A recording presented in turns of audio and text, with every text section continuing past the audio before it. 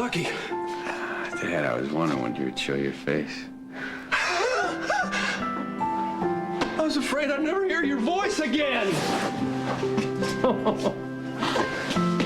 Oh, God. Man, I didn't even know I'd been in a coma until the doctors told me. Really? I think I like that. Must mean wherever you were couldn't have been too scary. So how are you feeling now? Not bad. I'm tired, which is weird since I've been unconscious for a few days. You look like hell. Well, abject terror isn't much of a beauty treatment. And him. What she said. I'm surprised by you. I mean, how many times have I heard you say never underestimate a Spencer? Well, that's been my position from the beginning. I knew if they gave you a chance, you'd make it all the way back when they were saying you'd never recover. Luke, you don't have to do this right now. What? Do what? They said that you couldn't breathe without the ventilator. But I knew if I gave you a chance, your survival instincts would kick in and you'd come back, and it worked. Give me the chance. I unplugged the machines. That's what brought you back. The doctors let you shut off my ventilator. Actually, their intention was to leave you hooked up to it indefinitely. And you could have been wrong. I wasn't. You're back. You're going to be fine. I could have died. Lucky, thankfully that didn't happen. You see, the first thing Luke heard was that you weren't going to recover, and he just refused to give up on you. Skye, don't argue with him. He's back. That's all I care about. I didn't expect him to wake up grateful. It was the right decision. My work here is done. Did anyone try to stop you? Plenty of people, but they were all wrong. You're conscious now. You got time on your hands. Read the court records. You went to court? You got a lawyer to sue for the right to risk my life. Knowing if you guessed wrong, it would have killed me? I've made a lot of bad decisions in my life, son, but this wasn't one of them. I'd do it again. But please, don't make me. You want to be a cop, this kind of thing is a constant risk. So if you don't want other people making those decisions, grow up, get your affairs in order, write a living will. Take responsibility for your own life and death. Don't leave it to me or your grandmother or your Aunt Bobby or that group of self-righteous morality police that consider themselves your friends.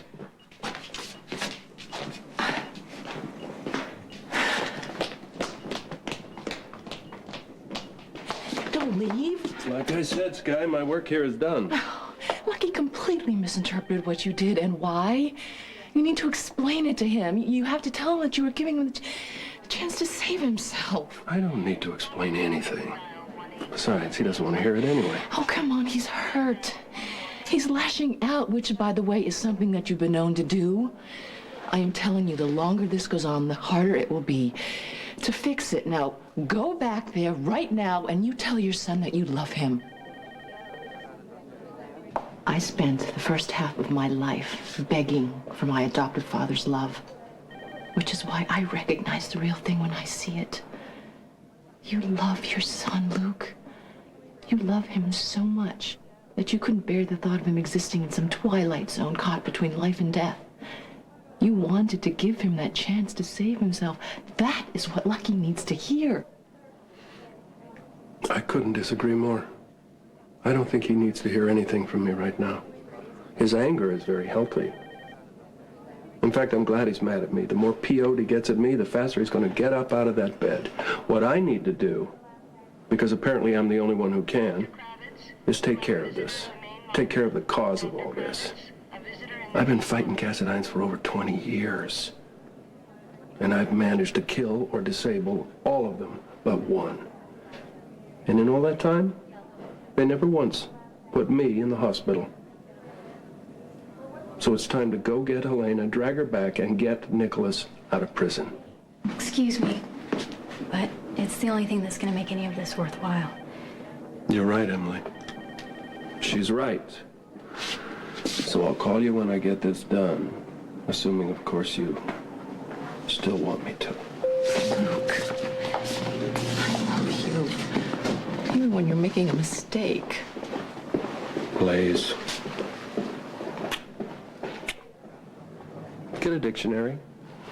Look up the meaning of the word mistake.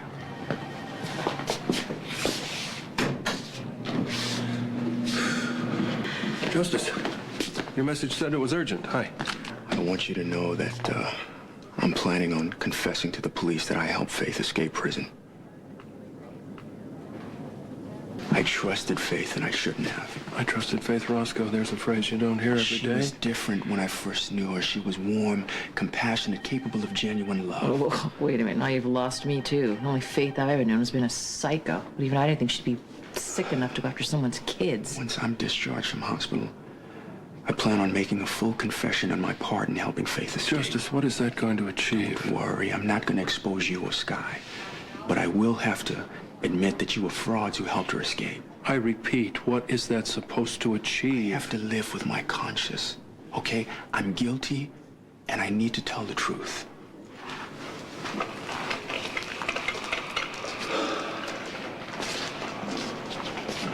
Oh, he'll rethink that once the drugs wear off and he realizes he's looking at 8 to 15 for aiding and abetting. Yeah. 8 years in prison sounds terrible, but walking around with the guilt sounds even worse.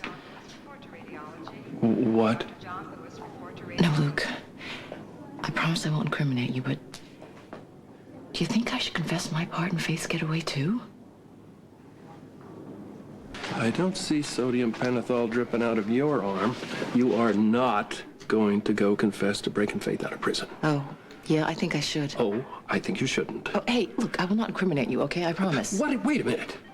You calling me a coward again? No, Are I'm we not back to calling you that? anything. This isn't about you. This is about those kids that were in the hands of a psychopath, all because I wanted my freedom. Oh, shut up. That had nothing to do with it. What? Excuse me. I was there too, you know.